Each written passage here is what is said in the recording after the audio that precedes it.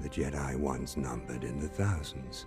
What's left are a scattered, frightened lot, mostly beaten and in hiding or poorly trained children like yourself.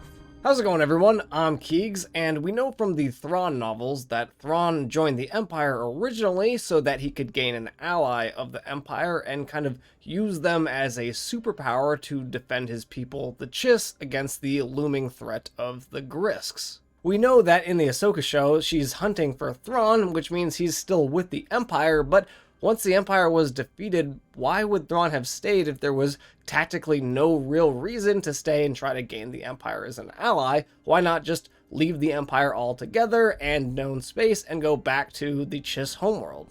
Well, technically, Thrawn is actually still exiled, since at the end of Thrawn Ascendancy, the Syndicure ended up banishing him for disobeying orders and generally just pissing off every one of the council members, even though his actions did directly save their entire civilization. So Thrawn actually doesn't really have anywhere else to go currently, and he knows of other impending threats from other warlords of the chaos, and he still needs the reinforcements if there's any hope to save his people, so returning without any help doesn't make any sense either.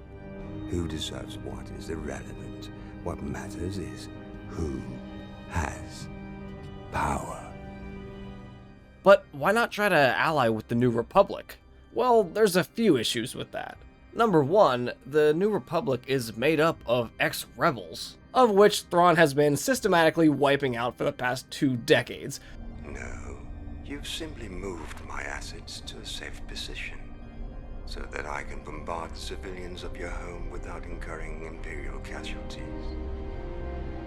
So I find it more likely that instead of an ally, if Thrawn went to them, he would probably be instead arrested and charged with war crimes. So that option's probably out. 2, if Thrawn has spent any amount of time analyzing the New Republic, he will have immediately seen that this government is basically a sham and its foundation is paper thin. There is an unprecedented level of bureaucracy, and their forces are stretched so thin that they can hardly patrol the core worlds, which was highlighted in The Mandalorian, nonetheless go off and help a different civilization beyond the Outer Rim. If I can have access to the equipment, I'd be happy to demonstrate how. Can I be honest with you? We are really behind here. Not only do we have the Imperial disposal yards to inventory, but we're still decommissioning the Alliance fleet. I'm sure you understand. Not only that, but we know from the novel Bloodline that there's actually a lot of dissension within the factions of the Republic, and its ability to get things done is actually laughable because there is so much fighting between the Senate members. It's also clear from the sequel trilogy that it didn't really take hardly any effort to build an entirely new empire right under the nose of the New Republic and topple the government in literal days. So there is no way Thrawn saw value in aligning himself with that regime. What he did have, though, was a capable fleet of officers that were very loyal to him, and Thrawn is not known to throw away perfectly good assets. So in his eyes, this was probably the best option for him to consolidate his power and maintain a semblance of order and ensure that his last 30 years haven't been a gigantic waste of time. The Mandalorians are now rebuilding Mandalore, so it's plausible that Thrawn could seek out the help of those mercenaries, but they're not really in a position to offer a lot of help since they need to spend a lot of energy just to survive and rebuild their home world. So the way I see it, Thrawn's either got to try to defend the Chiss with his current fleet, or somehow grow his military either through imperialistic methods or alliances with people such as the Mandalorians.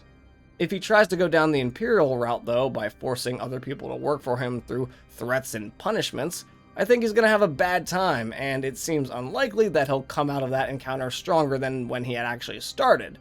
But Thrawn is pretty cocky, so it's possible that he thinks that he has a winning strategy by doing this method.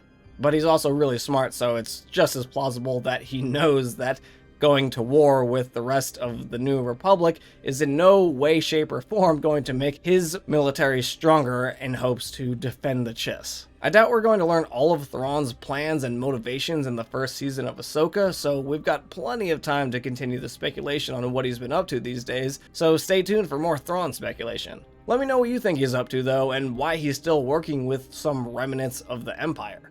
I'm Keeks, and I will catch you all next time for some more Star Wars content. And now, Captain Syndulla, I will accept your formal surrender. Or you will watch your friends perish, one by one, beginning with the Jedi.